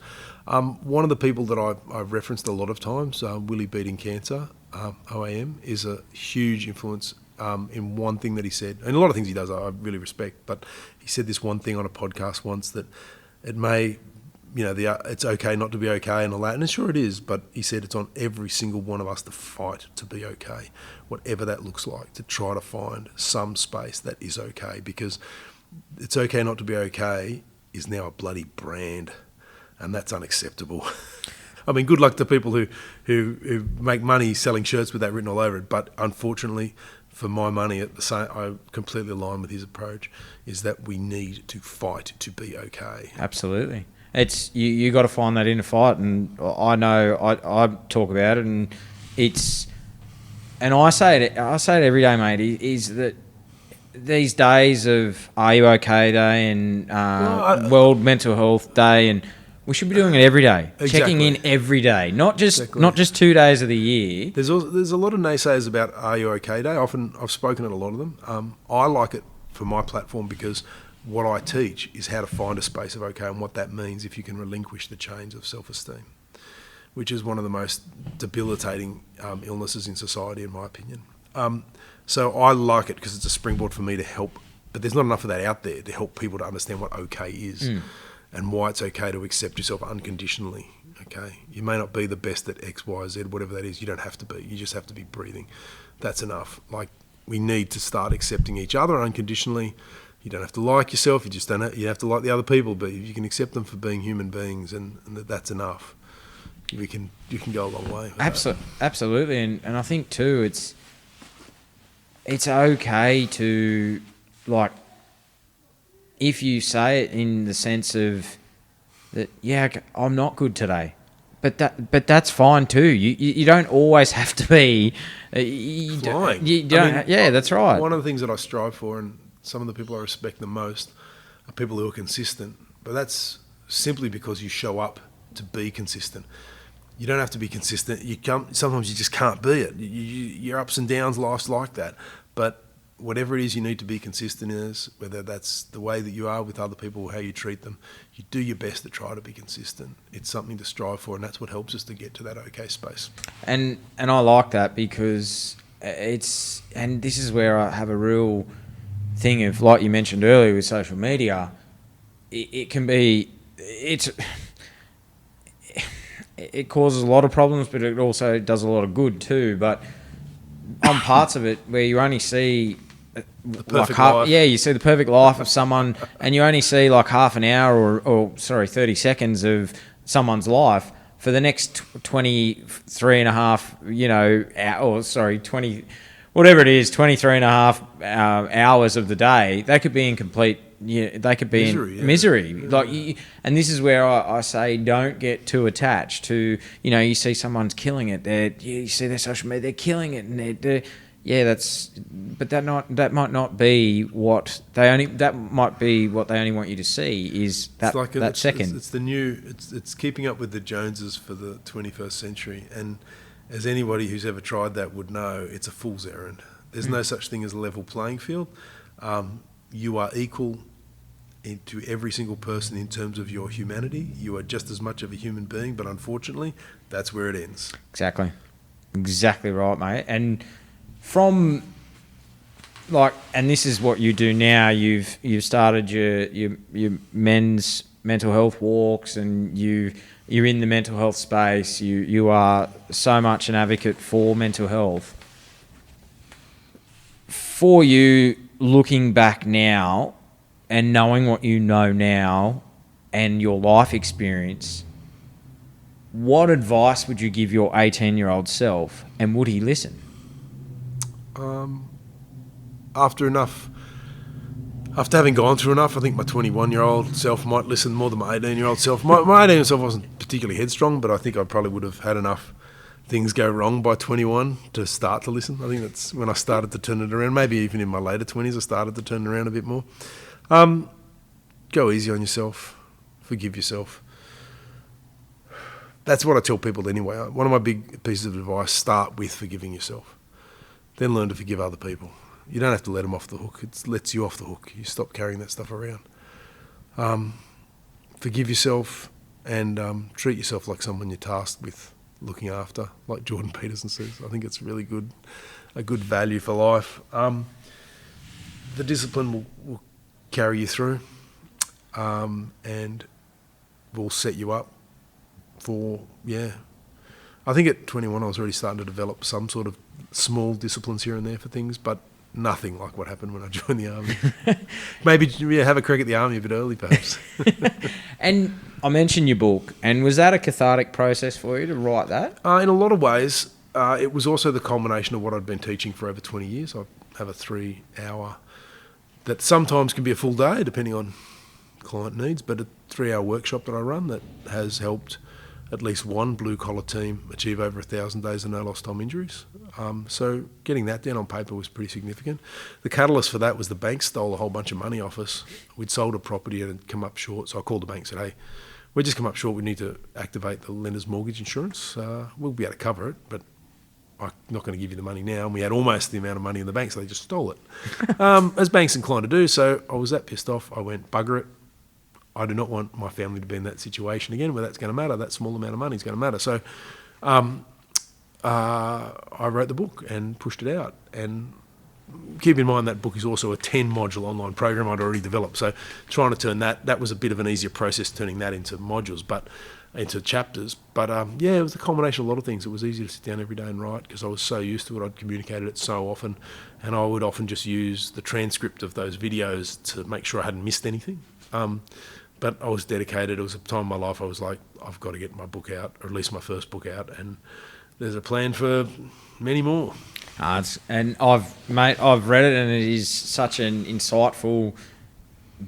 It's such a book that you can just go and pick up, and there's nuggets of gold in there, mate, and so much reflection, so much that you can take away. And mate, I want to commend you for that, and as an author as well. And I know what it's like, and it's no easy feat getting a book out. So congratulations on that. And Thanks, mate. for you, what are your plans going forward into the future, work-wise and with your family? Family-wise, look, I really just want to... I'm in the process of changing my lifestyle and changing the way that I work, factoring in more speaking, and starting to probably cut away more of the consulting, or changing the way I consult at least. My plan is to be speaking more often, and potentially even some overseas time overseas, working overseas potentially again. But look, really, it's all. I'm just trying to redesign everything around more time for the kids. I've got 3 young ones, and I just want to be able to be there for them more. And just be a good dad and be a good husband. Try and be the best dad and husband that I can be. Try to support my wife. I mean, we're sitting recording this, and my wife's about to open her yoga studio. So yeah, it's awesome. It's so good, mate. Up here in Toukley, on the main road of Toukley. So if anybody's on the coast and wants some good yoga, this will be the place to come to. But yeah, look, it's just to be able to keep giving. I'd like to free up some of my time to do more stuff. You've got to be in there volunteering to really hopefully attract more of the people that you want, to be able to help them. So that, I'd like to go back and study some more. There's a master's in psychotherapy. I wouldn't complain if I managed to get myself on in a few years. At least it'd be a good retirement plan to sit and do psychotherapy all day.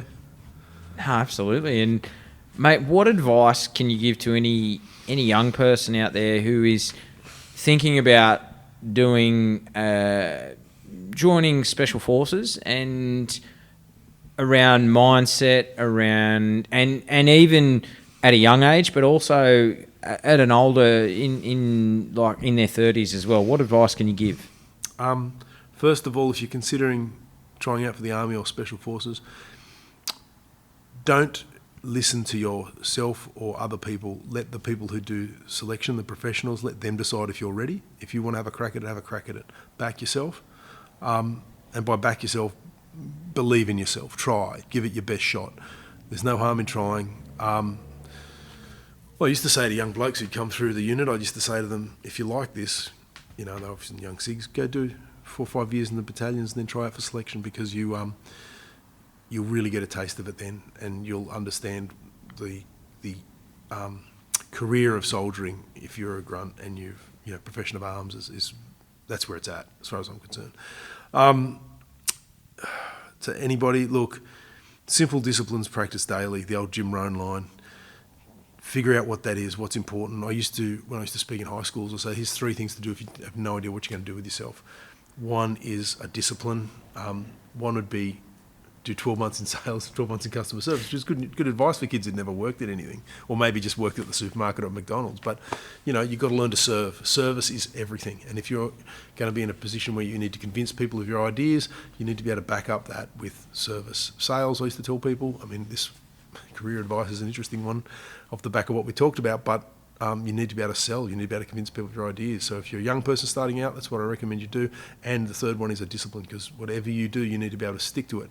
As you're getting older, decide, kind of like what I did when I got into the Army, I decided on my exit strategy from day one, and it was constantly changing. But the importance of planning, as I learned in the military, is that you're constantly planning. after the first round, there, even the best plan, as we know, falls apart. But just try to have a plan, work towards it, decide what you really want to be doing. If you're in your 30s, you're feeling a bit lost, just find some self-improvement people that you like. Make sure your mental health's in check. Ask yourself what you really want to be doing with your life.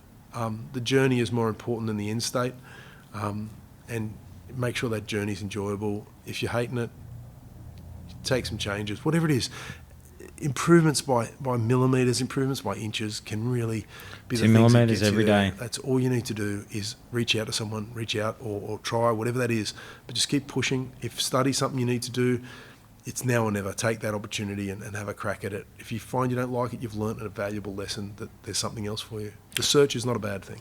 And it's something that I live by from what I got from people in your regiment. It's a daily renewable contract. Every single day is a daily renewable contract that we get a chance to renew that contract every day. I was reflecting on that this week, and that a lot of people in my line of work prefer to work in permanent roles, where I prefer to contract, which is much more uncertainty.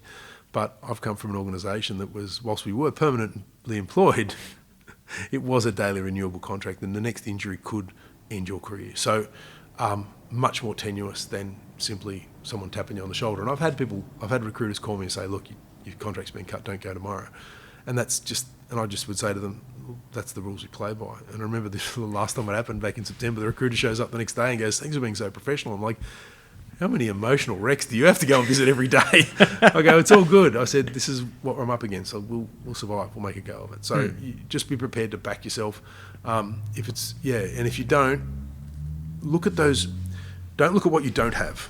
Look at what you bring to the world. You are not too much of anything. I used to get told I was too emotional. I used to make blokes I served with laugh their heads off.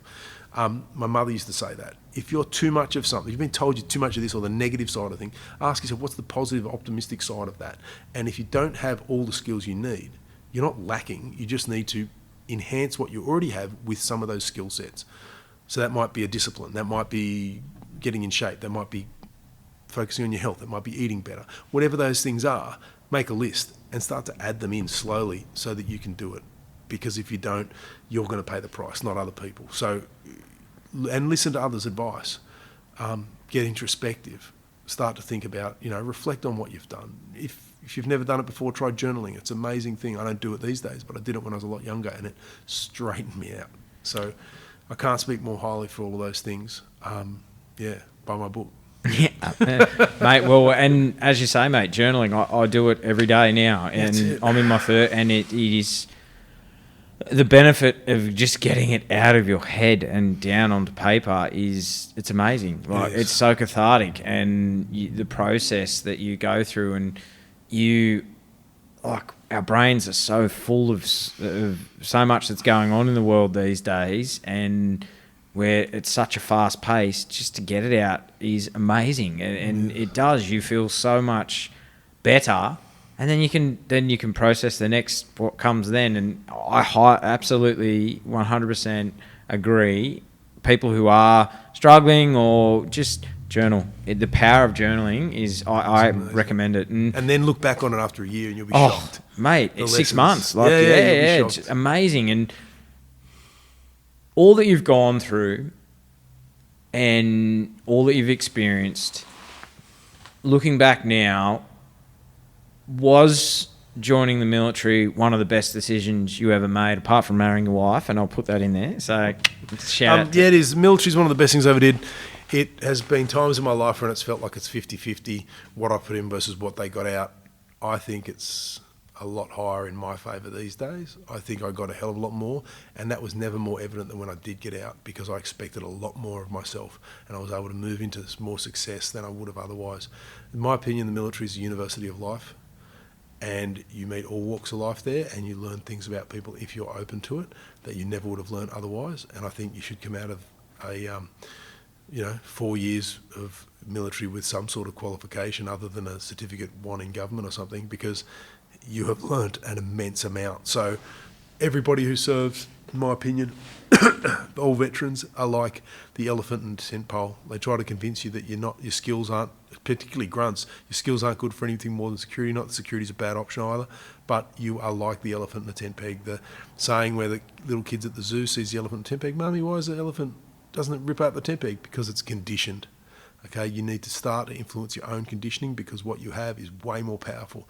The old saying, show up early, you're well presented and you get along with everyone. The old thing, average digger or any veteran, that has all those qualities. Most people can't even do one of those. So you do that, you're 10 times ahead. You just need to work out your sales pitch, how you're going to do that.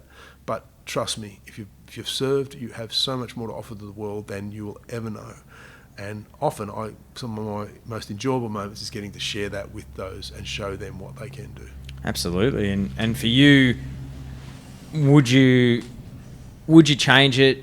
Would you have joined earlier, and getting back in was still one of the best decisions? 100%. As I was reflecting on with my wife last night or the night before, I'm one of the lucky ones. She likes to think I'm one of the lucky ones because I didn't do 20 years, but hats off to everybody who did a long period of time, because that is hard, and you've proven beyond a shadow of a doubt that you have way more than the average Joe, more than I did.